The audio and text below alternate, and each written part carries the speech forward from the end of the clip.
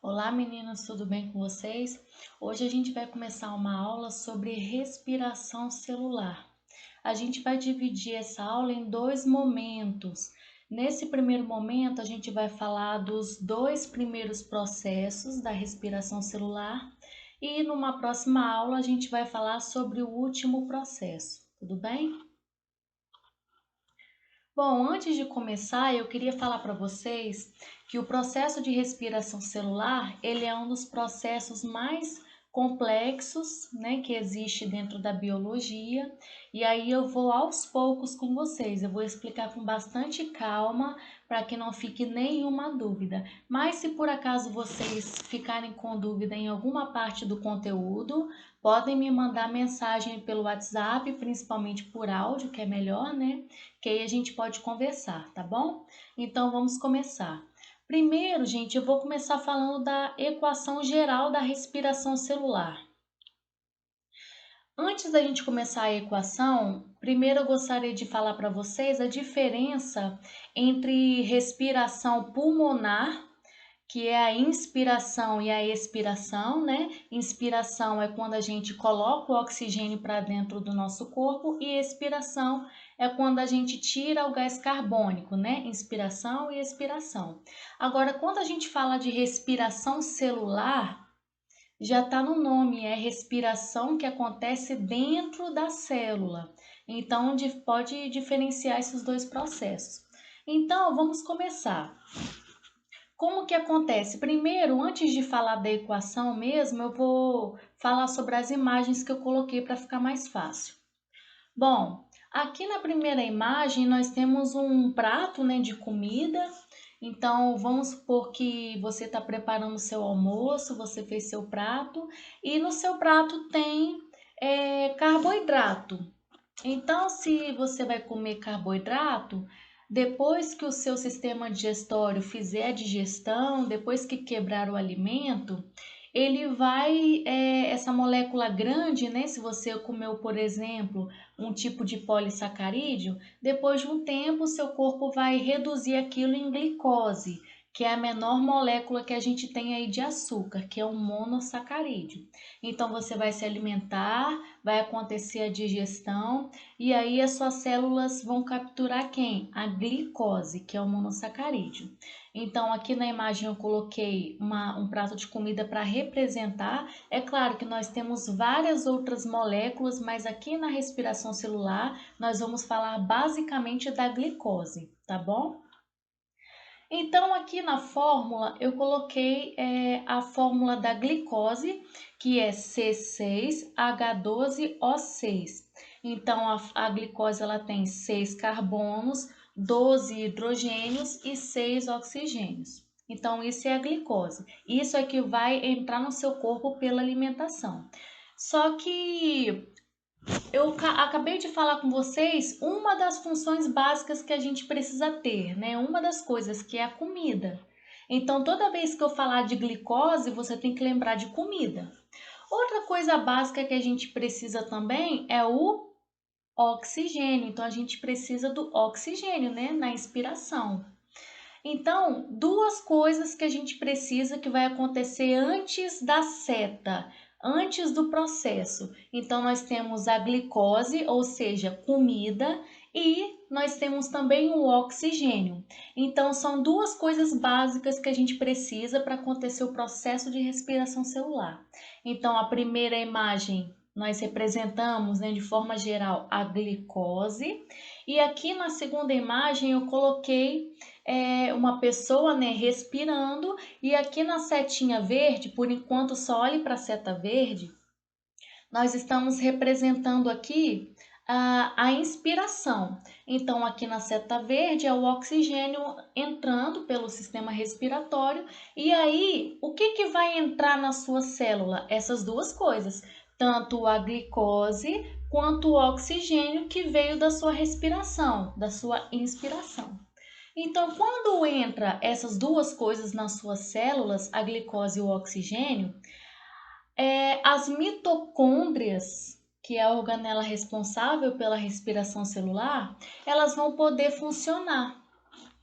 Então, se por acaso cair em alguma prova, qual é a organela responsável pela respiração celular? É a mitocôndria. Só que eu já vou adiantar para vocês que o processo de respiração celular, parte dele acontece na mitocôndria, nas mitocôndrias de forma geral, só que a primeira parte do processo de respiração acontece fora da mitocôndria. Então, veja bem, parte da respiração acontece dentro da mitocôndria e parte acontece fora da mitocôndria. Esse fora da mitocôndria significa o quê? É o citoplasma da célula, aquele fluido que eu falei com vocês, que é um fluido gelatinoso, onde as organelas estão inseridas. Então, a respiração acontece nessas duas partes. Só que a gente vai detalhar isso mais lá para frente. Então, voltando aqui de forma geral, o processo completo seria o quê? Glicose com oxigênio, né? Esses dois dentro da célula, e aí as mitocôndrias podem agir. Então, de forma geral, o que vai acontecer depois disso? Agora olhem para a seta laranja. O que sai na nossa respiração? É o CO2, que é o dióxido de carbono. Então, depois que acontece o processo de respiração celular, as suas células vão liberar o CO2 como um metabólito, como um resíduo. Então, por que o CO2 sai do nosso corpo? Porque o nosso corpo não precisa do CO2. É um resíduo, é um lixo celular. Então, nosso corpo não vai precisar, por isso que ele vai liberar o CO2.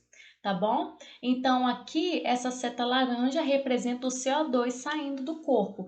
Esse CO2 é resultado de que processo? É resultado do processo de respiração celular. Então, o CO2 vai sair. Além disso, o processo de respiração celular vai produzir água, só que é lá no final do processo que a gente vai estudar. E aqui é o foco principal do processo, que é a produção de energia. Então, se perguntar para vocês, para que serve a respiração celular? Vocês vão me responder para produzir energia. Então, basicamente, de forma fácil para a gente entender, por que a gente come e respira? Para produzir energia. Ah, mas por quê? O que tem a ver a respiração com isso? Lembra do oxigênio?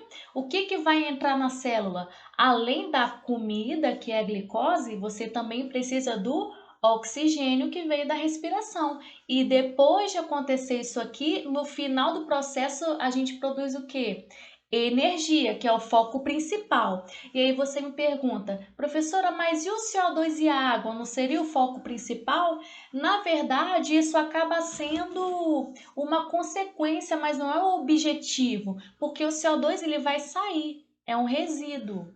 Então, o CO2 é apenas uma consequência e vai sair do corpo. E a água também seria uma consequência. O foco principal do processo de respiração é a produção de energia. E energia, nós podemos falar que é o ATP.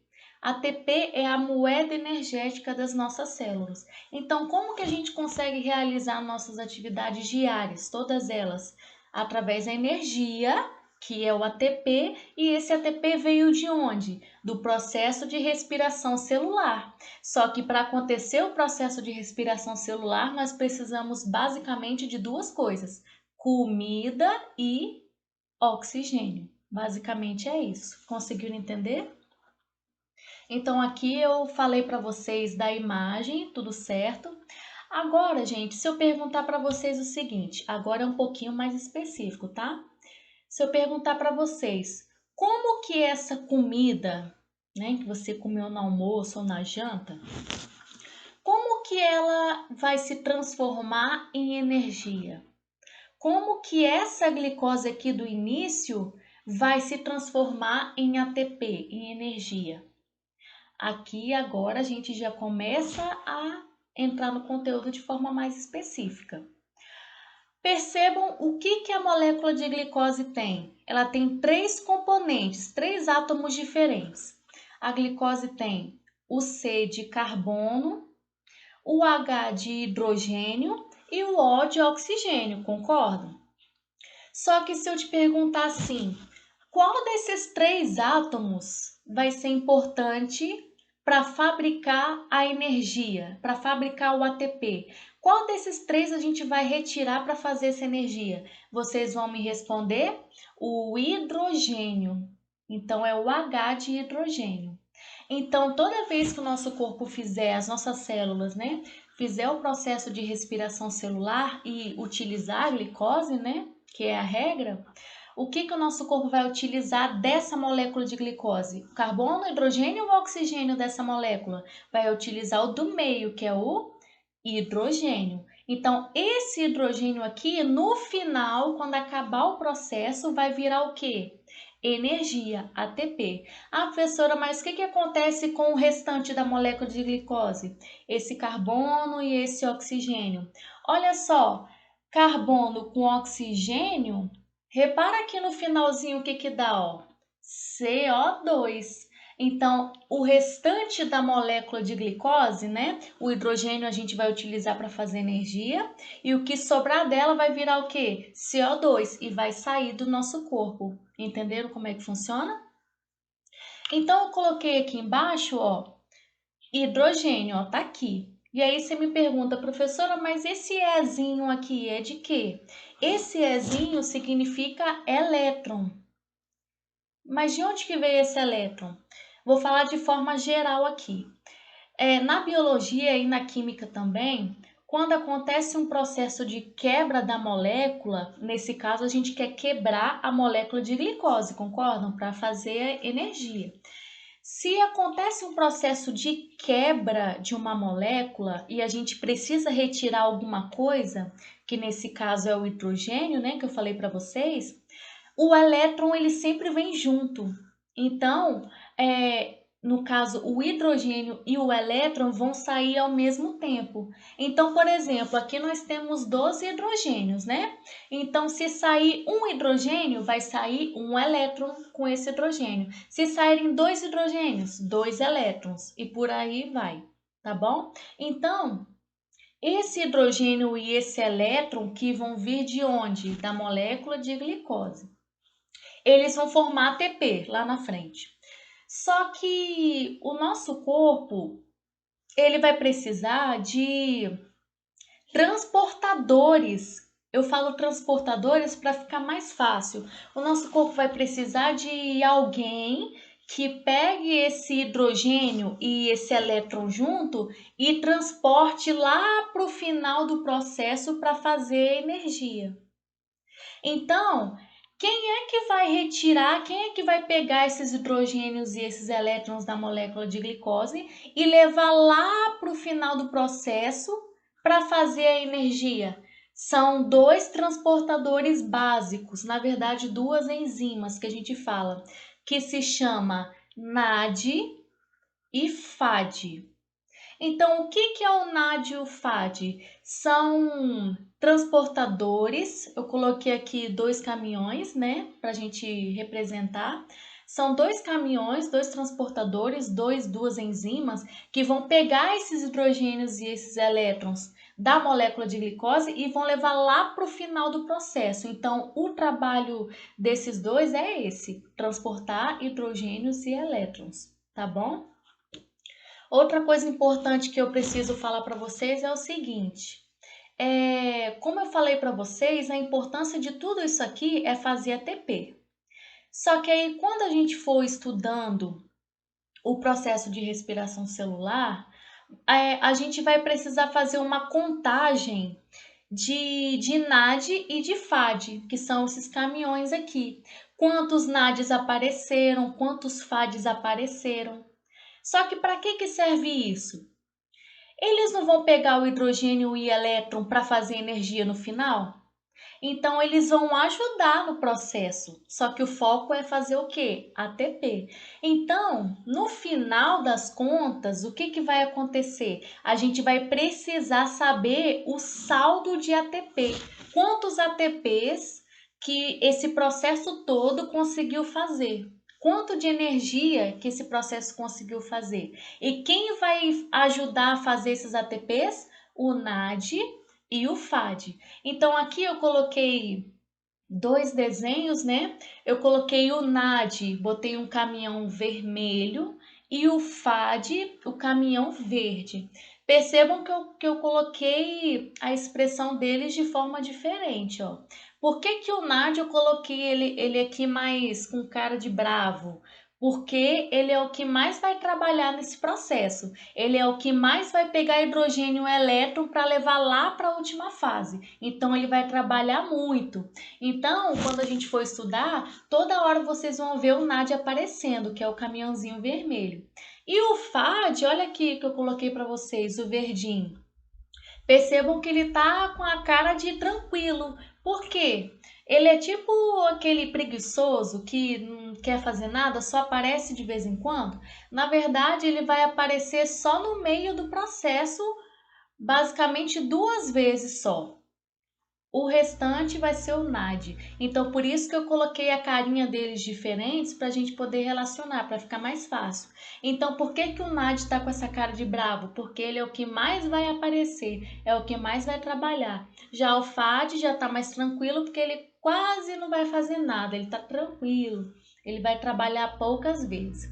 E aí você me pergunta, tá, professora, você colocou a cor deles diferente. Mas eles têm alguma diferença ou por que que eles se chamam diferente? Pessoal, agora vocês têm que entender que o NAD ele vai ser mais energético que o FAD. Então, o NAD, como ele trabalha mais e vai ser o primeiro a aparecer lá no final do processo, ele é o mais energético. O FAD não é tanto, tá bom? Então, aqui a gente explicou a parte geral e agora a gente começa a entrar na matéria propriamente dita. Então, pessoal, depois de tudo aquilo que eu falei para vocês, né, da equação geral, do processo geral, aqui a gente começa a parte mais específica. Então, se vocês tiverem dúvida da primeira parte, já pode me mandar uma mensagem que eu já vou responder para vocês, tá bom? Então, o processo de respiração celular, ele é dividido basicamente em 3 etapas. A primeira se chama glicólise, a segunda etapa se chama ciclo de Krebs e a terceira etapa se chama cadeia respiratória. Então, repetindo, primeira etapa, glicólise. Segunda etapa, ciclo de Krebs. E terceira etapa, cadeia respiratória. Eu vou falar com calma e vou repetindo para a gente fixar, tá bom? Se eu perguntar para vocês assim, a primeira etapa, que é o processo de glicólise, em que local ela acontece na célula? Vocês vão me responder que a primeira etapa acontece fora da mitocôndria. Então, olha aqui na imagem. Aqui em laranja nós temos a mitocôndria, só que a primeira etapa ela vai acontecer fora da mitocôndria, aqui, ó, no citoplasma, que a gente chama também de citosol, que é aquele fluido gelatinoso que eu falei com vocês, aonde as organelas estão inseridas de forma geral. Então, primeira etapa, glicólise, é a primeira etapa da respiração celular, que vai acontecer onde? No citoplasma, no citosol da célula. E as outras 2 etapas, que é o ciclo de Krebs e a cadeia respiratória? As outras 2 etapas vão acontecer onde? Dentro da mitocôndria. Então, esse é o primeiro ponto. Primeira etapa, citoplasma, e as outras 2 na mitocôndria. Esse é o primeiro passo. Se eu perguntar para vocês o seguinte, em qual dessas 3 etapas nós não temos a participação do oxigênio? Ou seja, em qual dessas etapas a gente tem um processo anaeróbico, que sem oxigênio, sem a participação de oxigênio? Vocês vão me responder, primeira etapa. Então, o processo de glicólise, que geralmente ele é o que mais cai em prova, o processo de glicólise, primeiro, ele acontece no citoplasma. Segundo, ele é um processo anaeróbico, ou seja, sem a participação do oxigênio. As outras 2, nós já temos o oxigênio participando. Porque naquela equação geral que a gente viu lá no slide anterior, no começo da aula, eu comentei com vocês do oxigênio, lembram?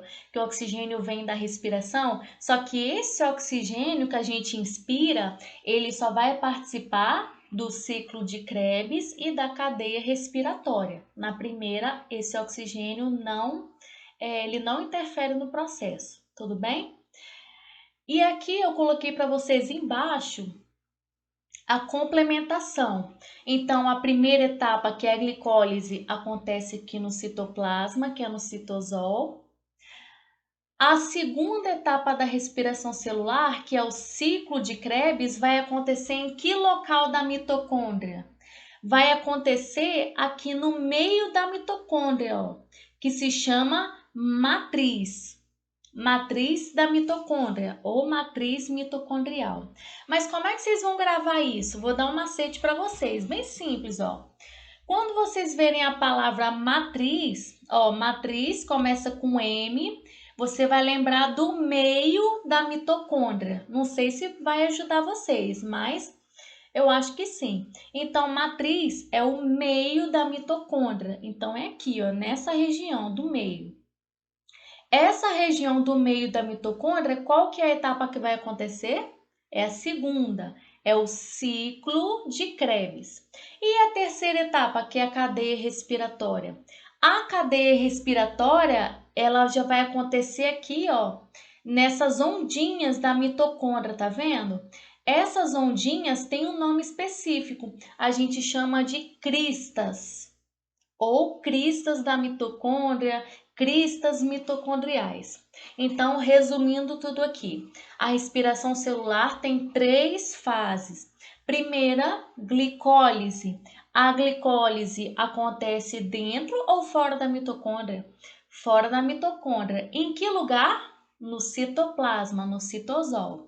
Segunda etapa da respiração celular é o ciclo de Krebs. O ciclo de Krebs acontece no meio da mitocôndria ou na ondinha da mitocôndria? Acontece no meio. E esse meio a gente vai lembrar de quê? Se é o meio da mitocôndria, a gente vai lembrar que é a matriz da mitocôndria, que é o meio da mitocôndria, tá bom? E a última etapa, que é a cadeia respiratória, a última. A última etapa vai acontecer nas ondinhas. E qual o nome dessas ondinhas? Se chama crista, cristas mitocondriais. Então, essa é a primeira parte que nós precisamos saber, e aí na próxima aula a gente entra mais em detalhes, tudo bem? Qualquer dúvida, me mande mensagem pelo WhatsApp. Bons estudos!